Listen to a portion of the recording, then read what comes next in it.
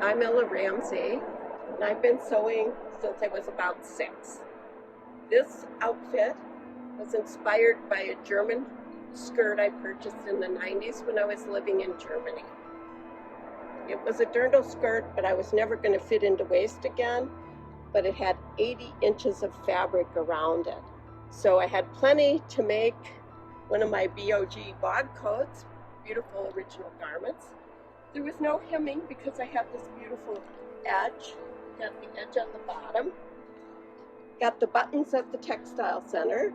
And then I took Karen Morris's class at the Textile Center and made this lovely hat to go with this. So then I thought, well, I better have a new dress. So I looked in my stash and I had this green silk, which I think actually came from Jenny's in Rochester. If I can unbutton it. I made a V&A dress, which is another thing that's made with rectangles, and it's all on the bias, kind of like an envelope. So they're my favorite dresses because you just roll them up when you travel and you just wear them. So it's perfect green for this outfit, and I'll probably wear it in March when my nephew gets married in Beaufort, South Carolina, and the hat will come in very handy, unless it rains, and then I'll have an umbrella. And I bought these shoes in Austria to go with the skirt, so they go with the jacket too.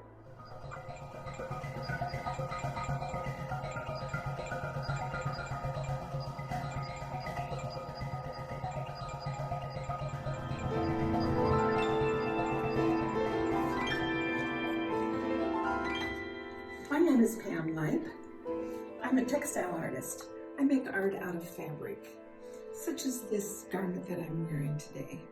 This is an upcycled shirt that I made for Wearable Arts Midwest. I had, as you can see, the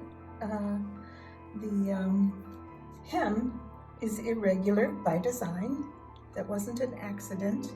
Part of our upcycling challenge was to use a bias, to have a bias in our garment. This item is made from 3 shirts that I bought at the Goodwill. With these 3 shirts, I had 2 problems that I had to solve. With any good art, it's a problem-solving thing. The 2 problems I had were that one of the shirts fit, one was too big, and one was too small. So that was one problem. The other problem was I didn't like the colors. They just made the color wash right out of me. So the techniques I used to make this a shirt that I would really love is that I used shibori discharge dyeing, and you can see up close that there is a texture there. Shibori discharge dyeing, which made this top part turn out just beautifully. On these others, and this one is a beautiful pattern as well. This one, which was a lime green, almost became white, and this one was this melon color, but it almost became yellow or white. So I used tea juice fabric markers, and I used them in such a way as to continue this pattern. So there's some continuity here. I decided to go this way here on the pattern. So I ended up having 3 problems I had to solve, and the tea juice markers were the thing that solved that problem. So now I have a garment that I really like, and I wear it frequently. I can do it casually. Again, it's all linen. I can wear it casually, or someday when COVID goes away, I can put some fine jewelry with this, with a long formal skirt, and go to the theater. So this is my answer to the challenge for Wearable Arts Midwest, upcycling made into a garment that's beautiful.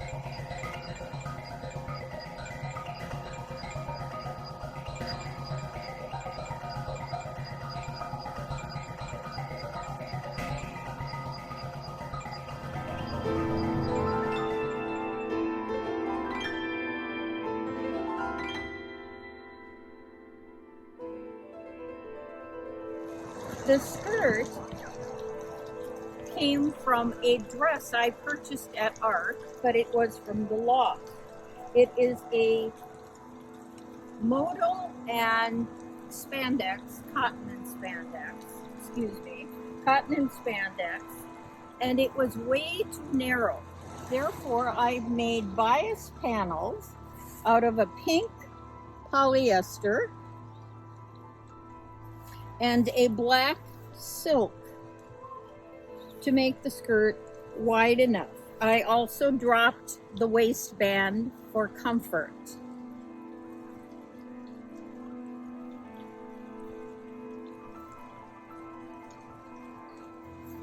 The button bracelet is something that I've made several of, and I needed that purple to stand out to bring that color of mauve into the whole garment ensemble. I like the flare of the skirt very much. Carol Osterman, and I joined last year Midwest, Wearable Arts Midwest, after their fashion show. I realized that these people can give me lots of ideas as to what to do with my fabrics and my creative mind. I do work at an art shop in the Midtown Global Market on Lake Street, and I am exposed to the beauties that artists create in the way of jewelry and glass and pottery every day I work there. Other than that, I have a studio in my own home. I usually use an industrial machine, and I also have a serger, which helps make the sweaters whatever size I would like them.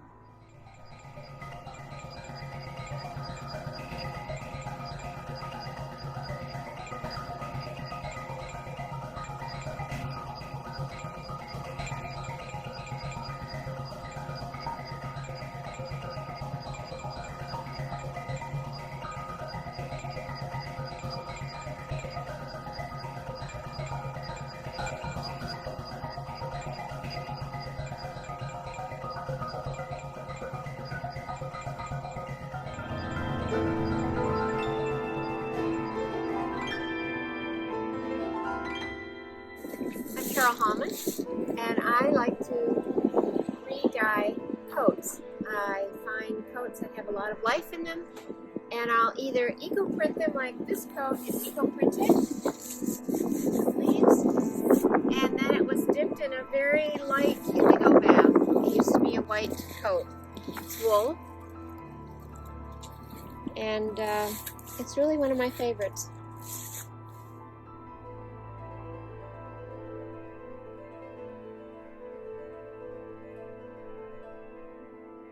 What do I have on here? Looks like I have some smoke bush. Looks like I have some baptisma, which is a false indigo. I know I have peonies on here. Oh, look, that's a big, look at that big smoke bush print. And the string that I used to tie it was an old cotton string that gave me those colors, which I think are really fun. That's part of the surprise when you unwrap your garments and you find this incredible thing happen that makes it look even better.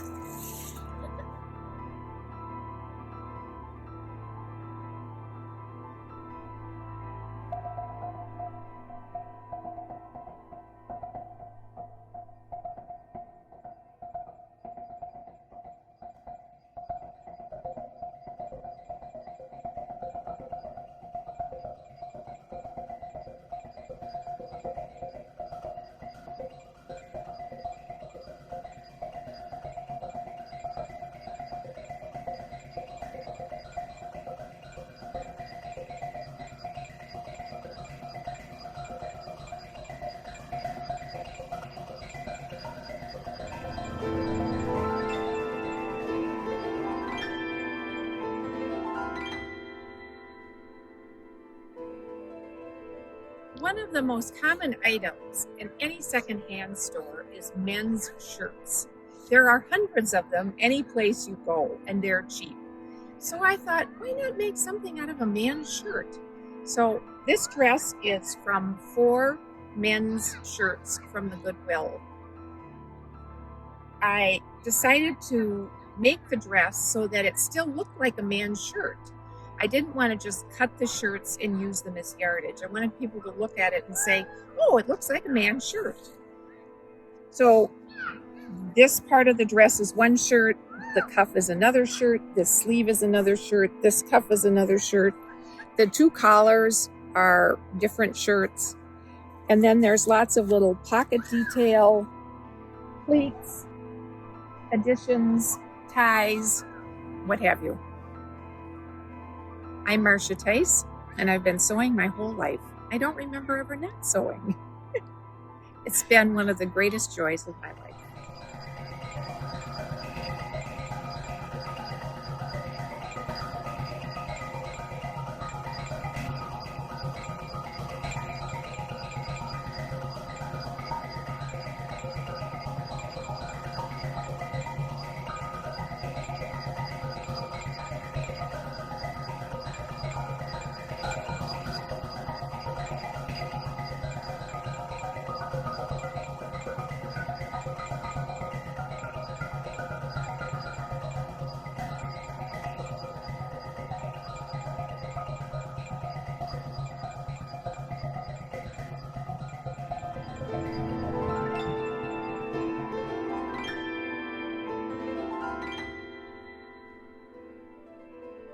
I remade my top from a dress that had 2 different types of fabric, the sort of woven with a little bit of stretch and the linen that doesn't have much stretch, but I made it on the bias and ran out of fabric, so the shoulders, the yoke across the back is on the straight of the grain, but it helps hold the form, and I like it much better than the dress.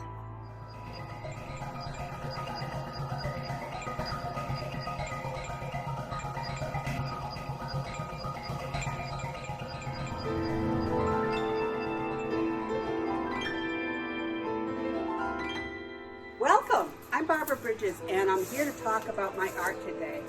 So I make these neck pieces that are really over the top, and you can see that they are made with many different kinds of beads. I particularly like this one right here. This is a little artwork all in itself. And my signature for these neck pieces is that I also have them going down the back.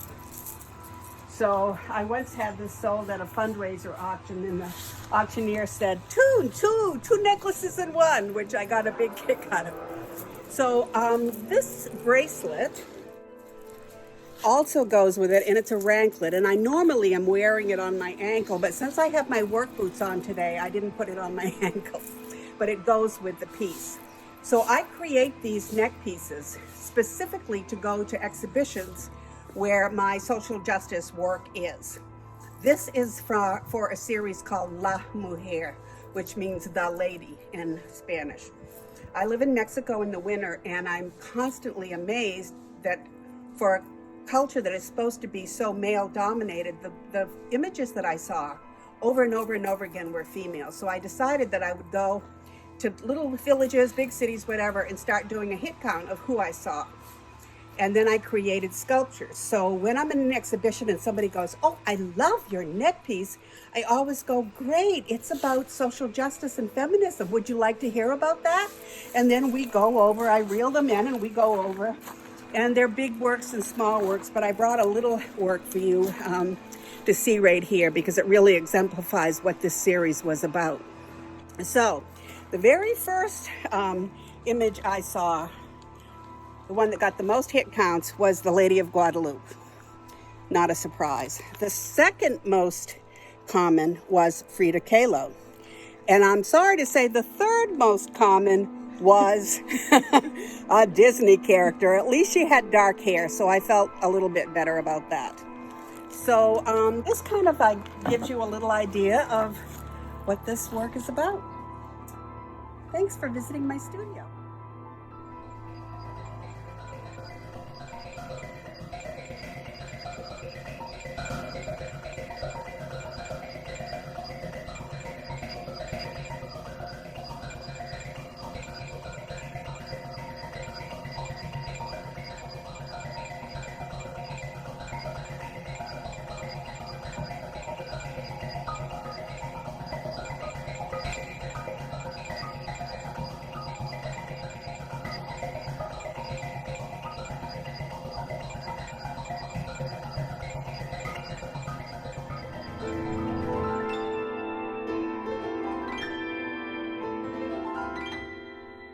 Hi, I'm Lori Sebastian. The fabric that I bought is from the Textile Center garage sale, and I had it laying on my design table for quite a while, and I thought, the Wearable Arts Challenge would be a good opportunity to use that. So the printed fabric is a vintage fabric, and in the salvage, it had the date 1980. And the denim I also got at the garage sale, and one of the things that we were supposed to do was incorporate bias. So I was able to do that in the sleeves and in the bottom. The other thing I did, I love red, so I wanted to accent it with red. So I added the red details, buttons, and I also thought that the fabric on the top would be really, really good for stitching. And so I hand-stitched red on a lot of the top, which took ages.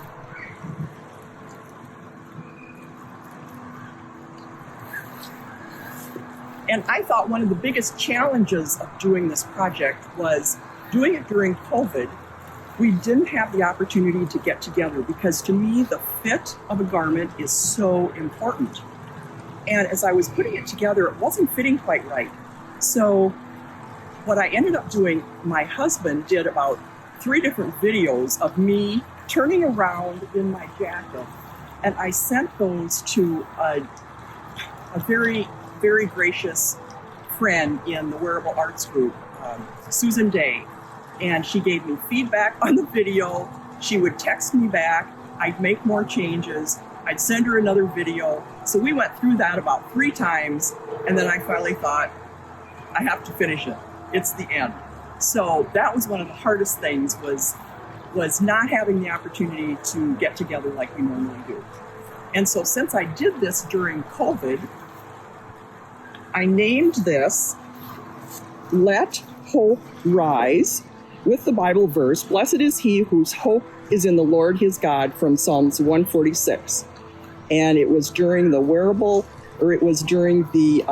COVID-19 pandemic that I created this. And in addition to being a member of the Wearable Arts Group, I'm also a member of the Minnesota Contemporary Cultures at the Textile Center. And I've also been helping with arranging our international travel, but obviously that has not been happening. Hopefully we'll be able to get together and do that again soon. But I love being a part of this group, and I love fabric, color, design, and this is just a great community and a great place to share that passion.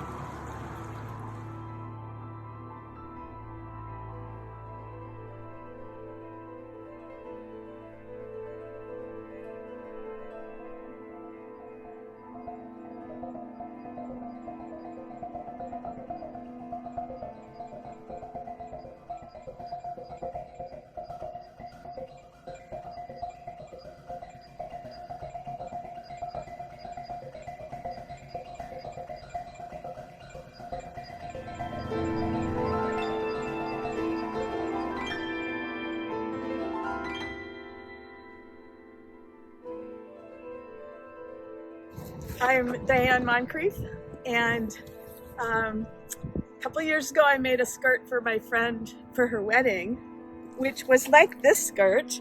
I always wanted to make another one.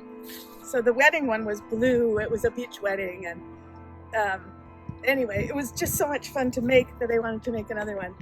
So I made this one, and I wanted to make it with fall colors.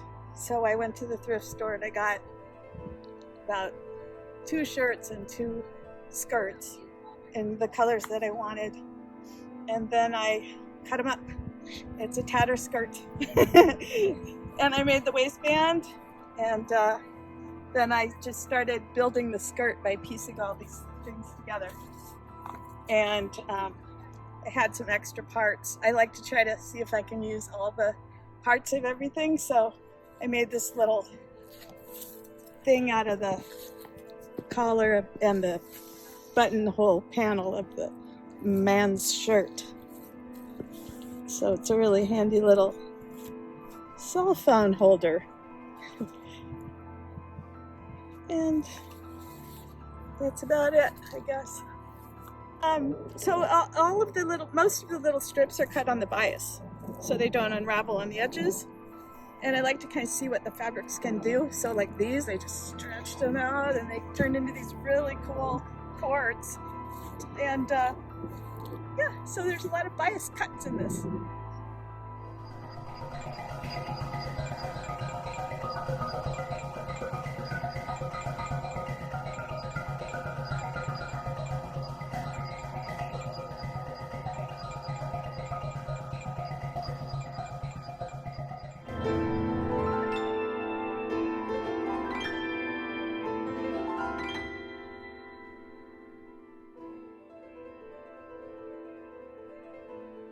This outfit, I'm Jody Schumer. And this outfit originated from this beautiful silk obi that I received from a Japanese friend of mine years ago, and I've been carrying around trying to decide what to do with it. I took it apart, stretched it out, and started to design this dress with the bias. And I used a beautiful wool fabric, suiting fabric that I got from the Textile Center and from their garage sale. And you can see I left the edge, the selvage edge, because that was just so cool. A glass button that came from my grandmother's stash. And then I did some highlights on the back to kind of bring the design back down again. A little pleat in the back, so I have a little sitting room. And then last night I had a few scraps left, and I decided I could make a hat. So this is my hat concoction. So there's nothing left of that obi.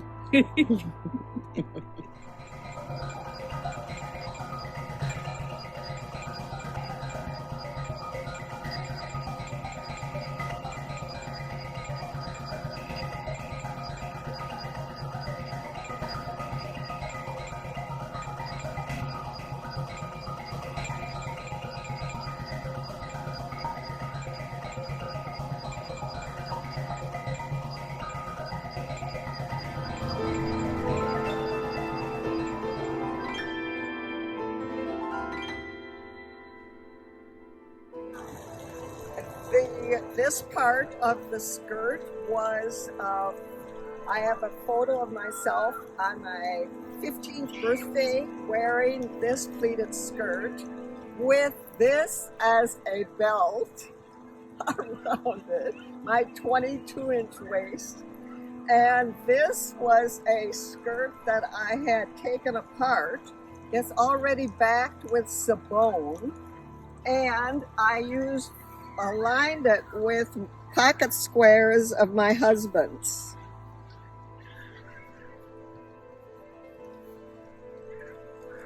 That's good.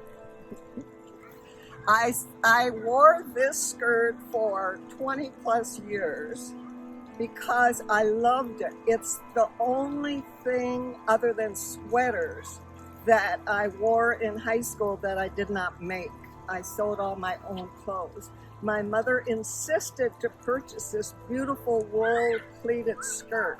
So I wore it forever for special occasions or to high school. I loved it. I kept it forever. And I wanted to use it again some way. So I used part of it as part of this skirt. And the gray skirt is a skirt I took apart from Omlickson's, still in the Omlickson box. I love it. Mary Ellen Calderwood. I'm a member of WHAM for many years. I love to remake some of my clothing again and be able to use it over another time, especially dearly loved pieces, such as this, my store-bought skirt and a fantastic wool fabric from Omlickson's, which feels like butter in my hands.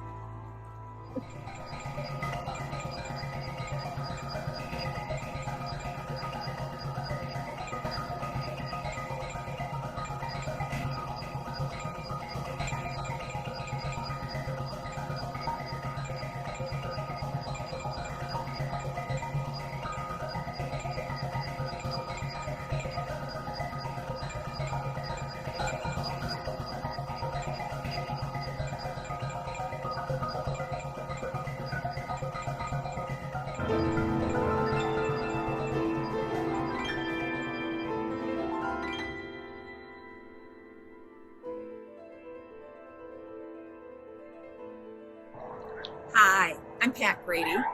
I am a fiber artist and I have my own company called Embellishing Bliss. I love to take things and reclaim them. I've been doing it for many, many years. In fact, I've not bought anything new for myself personally since 2006. So I'm always going into my closet, reinventing whatever it is that I have there or making something new. This particular outfit was a suit that I had in 1990, and it was a jacket and a skirt. I took the skirt and turned it around and opened it up and added it to the jacket so that I created this longer jacket. Instead of a two-piece suit, I now have a jacket, and then I created the pants out of some silk that I had done.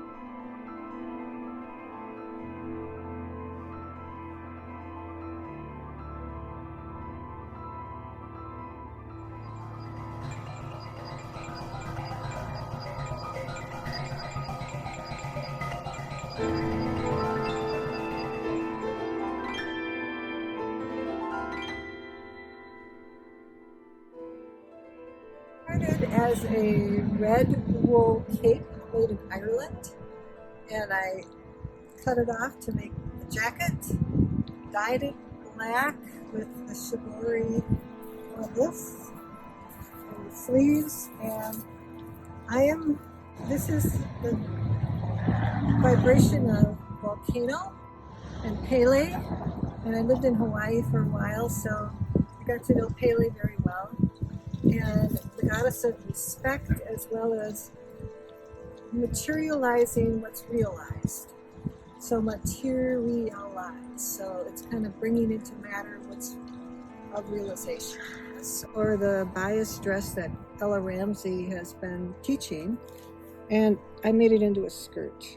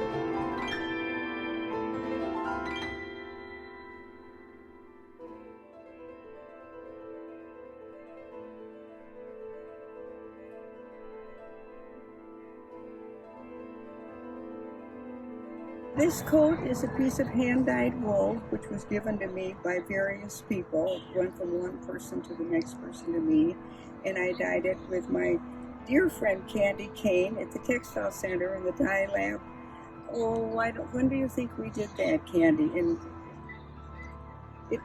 it was warm, maybe March or April, before we were all closeted. and I put it together when we were first told that we could not leave the building and all of the stores were closed. So I dyed the coat, cut it out, and then I had to find a binding, which I couldn't go to the store to shop for. So this is a piece of silk which I dyed to kind of sort of match. And I think it turned out quite nicely. I've been a member of the Textile Center for maybe 15 years and a member of WAM for that long.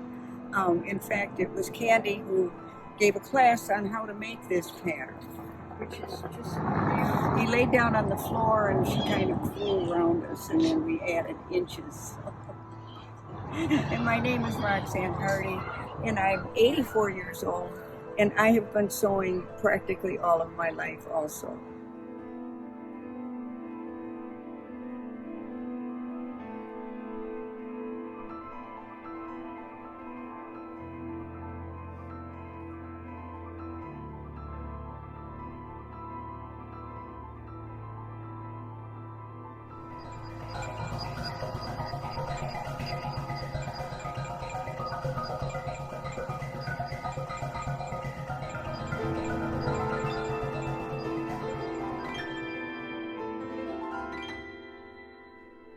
My piece is a wearable lie detector. It's about unconscious bias. I took an old coat I found at the Salvation Army and I sewed LEDs into it and connected it to a microcontroller and programmed that to work with a galvanic skin response sensor, just like they use in lie detector tests. So it helps you get in touch with how you're feeling.